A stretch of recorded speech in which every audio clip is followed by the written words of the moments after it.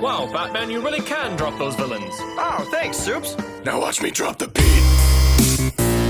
As the James Gunn Superman movie's release date approaches, I think it's definitely important to look at the previous cinematic universe DC tried to pull. Regardless if you think the DCEU movies were complete garbage or actually kind of okay, it's safe to say that they were definitely a big fat old mess that tried to ride the MCU train without any of the building blocks that made the MCU work. And by the end, it just wasn't a cinematic universe anymore, it was just multiple movies that were under the same umbrella. It's been such a long time since I've watched some of these films, so I really wanted to refresh myself before the beginning of the DCU drops, and Jesus Christ, do I have some shit to say. I'm not really gonna waste time on writing a big intro, I'm gonna talk about Man of Steel and Batman v Superman now. I'll only go by Superman. Man of Steel begins with Superman's origin story.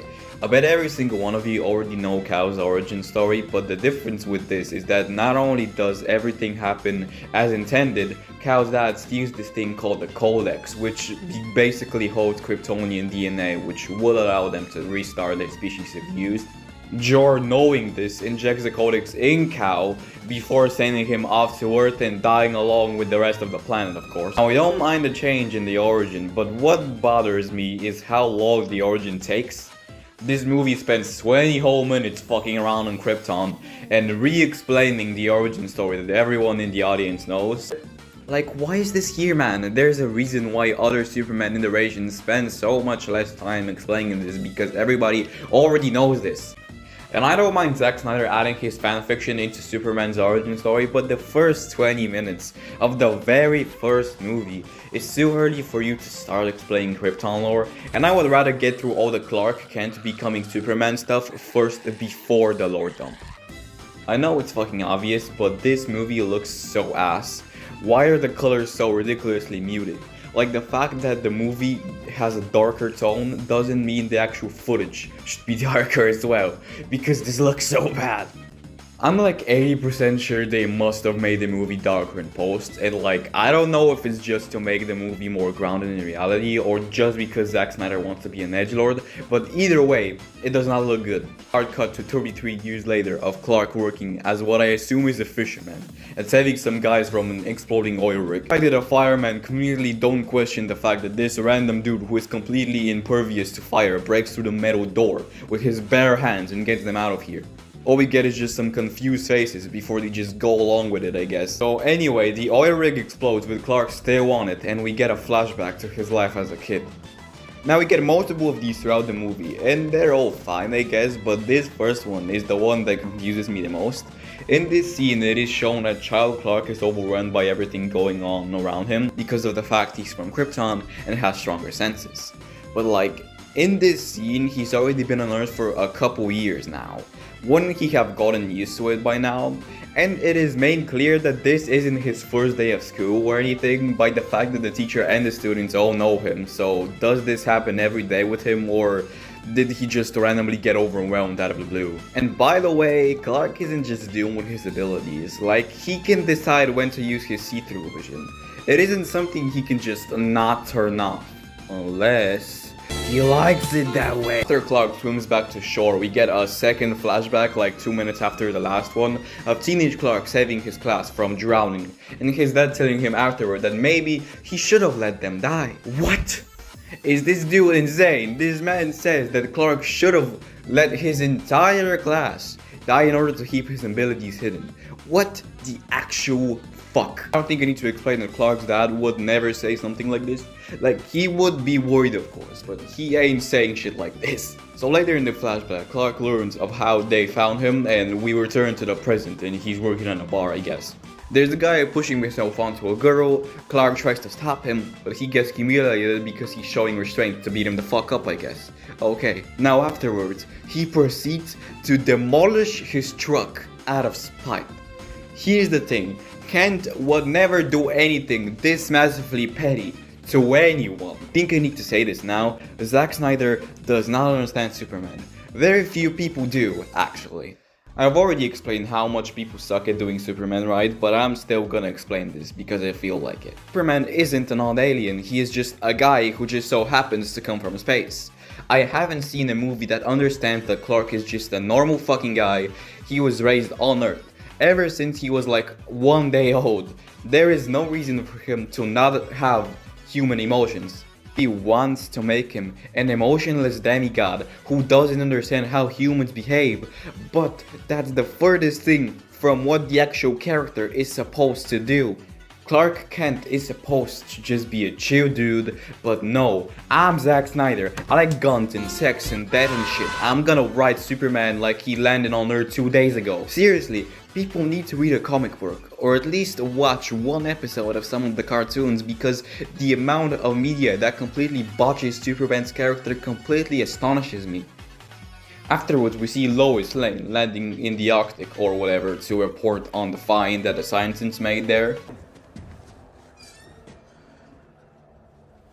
What if I need to tinkle? You did not just say the word tinkle. Lois goes underground and finds like an abandoned Kryptonian ship, and Clark is also there for some reason. The movie never explains how he knows this place exists or how he got there. He's just there as well. This is me in post, by the way. Clark actually snuck on the same helicopter that Lois was on. It still doesn't explain how he did that, but like that's still a better explanation than what I said beforehand. So they fuck around on the ship, Lois gets wounded, and Clark has to heal her wounds, which he then afterwards just leaves her in the snow. Wow, very smart choice there, bud. I'm not sure what happened, but during this, the ship raises from the ice and everyone is like, wow, what the fuck is that? But strangely, the movie then cuts to what I can assume is a couple days later of Lois explaining this to bootleg J. Jonah Jameson and him saying that her story is insane. And then it cuts back to Clark, still sitting on that same ship. Like, has he been sitting there for multiple days? People saw the ship. Why has no one come to see what this thing is? This movie does not make any sense. Anyway, Lois sends the information she found to some guy who just runs some conspiracy website or whatever. And while that is going on, Clark is getting a Krypton lore dump by a hologram of his dad, about how Kryptonians found Earth like 1,000 years ago and just forgot they left the ship there, I guess.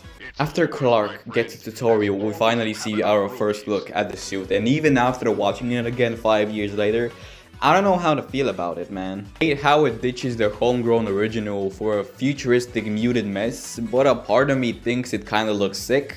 I don't know. So Kent flies for the first time. I think I have to say this now because it gets really annoying this scene onwards. I hate how this movie is shot so much. Why does the camera move like it's a found footage movie recorded on someone's phone? And there's constantly this weird ass menu zoom. Like, why? Not only does it look ass, it also doesn't make sense because things like these imply that someone is recording this. Who the fuck is recording Clark flying through Antarctica? After that, Lois goes around and asks people who could have a connection to Kent until they finally meet up again, and he starts yapping about how his dad died, and we get another flashback now. If you calculate the years correctly, this is supposed to be a 17-year-old Clark.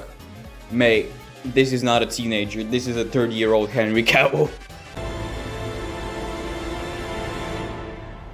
Boy, I'm a terrible father figure, boy.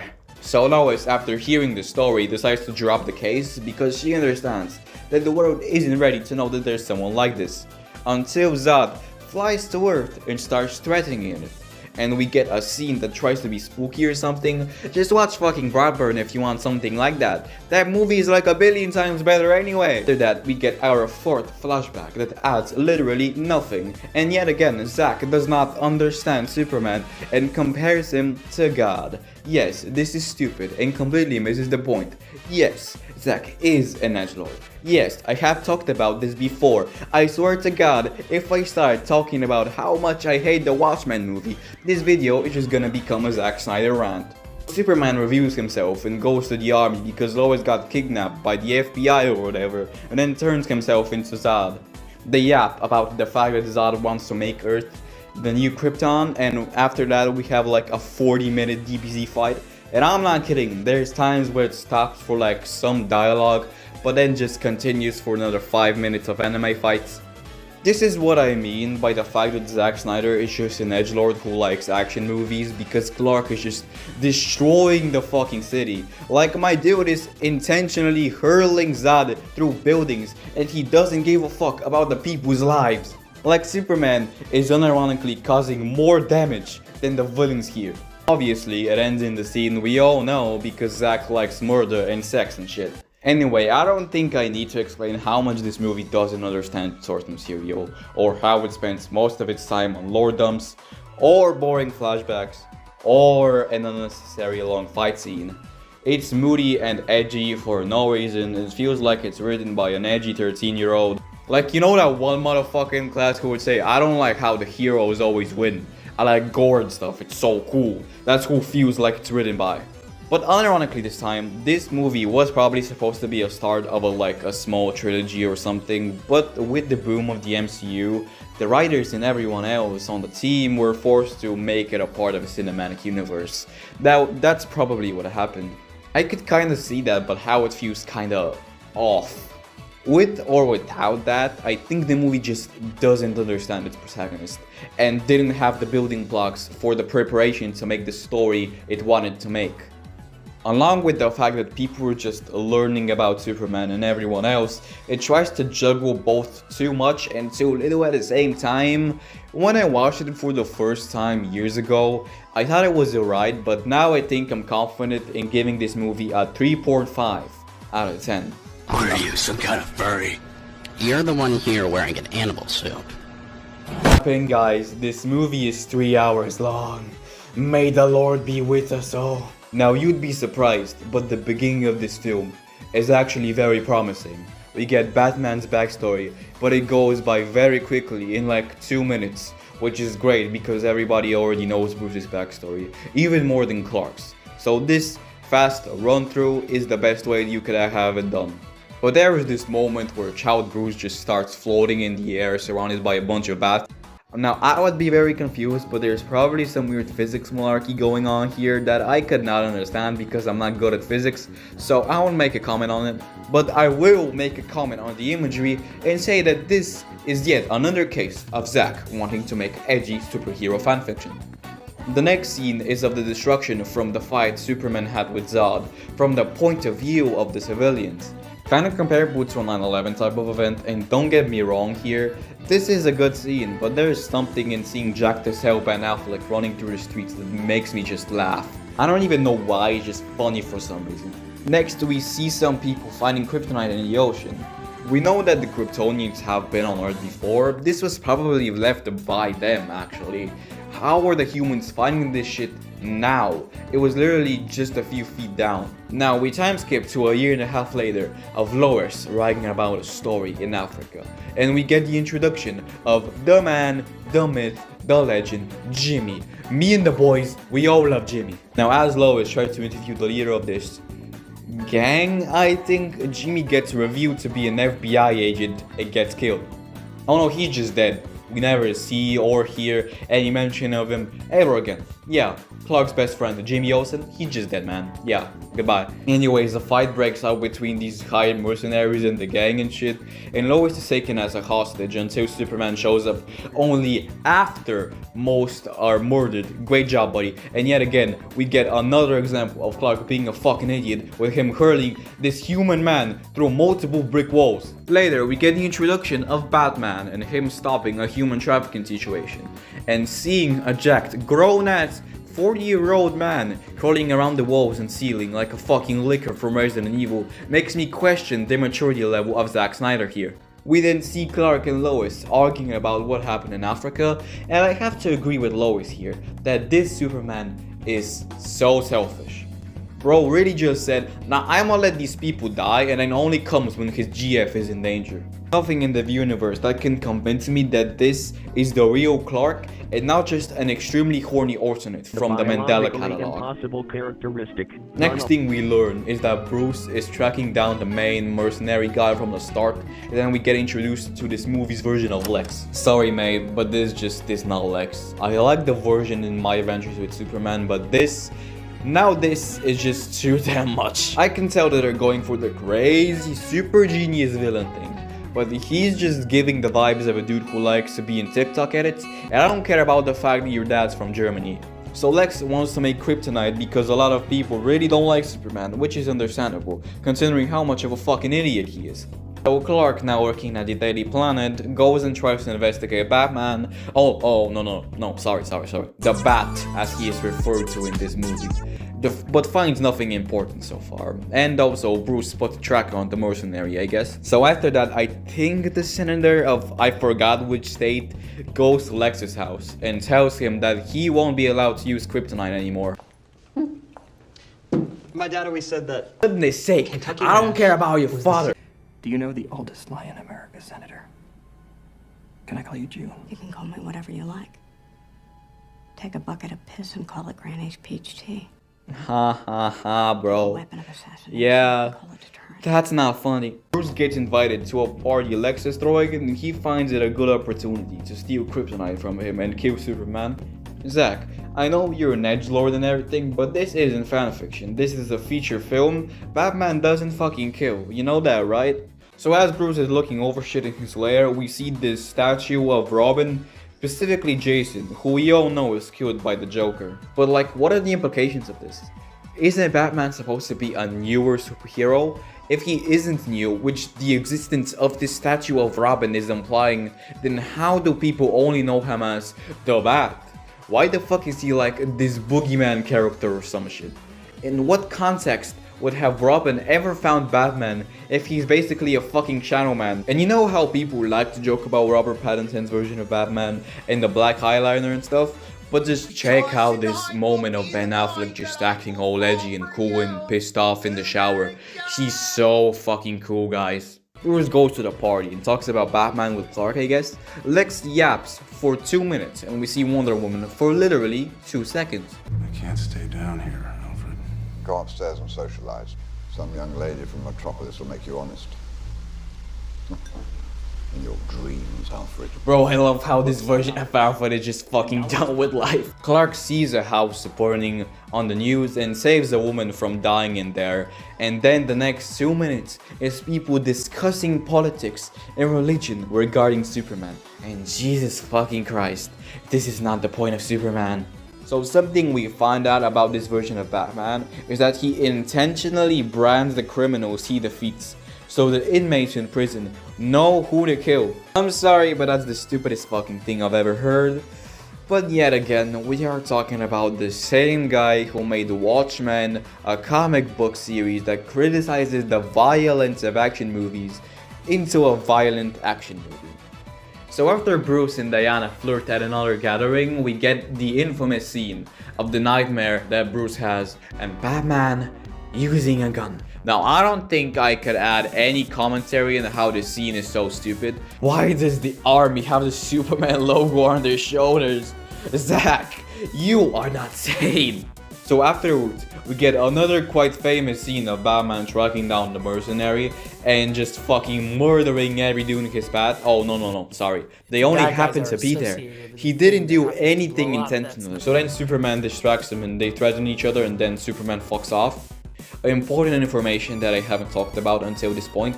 The people think Superman killed every single one of the people back at the fight scene in the beginning, but he didn't kill them all. Instead, he only killed one of them. Now Owen, who was apparently there, tells the senator about this and then gets assassinated by the same mercenary that Batman wasn't able to catch because of this fucking dumbass.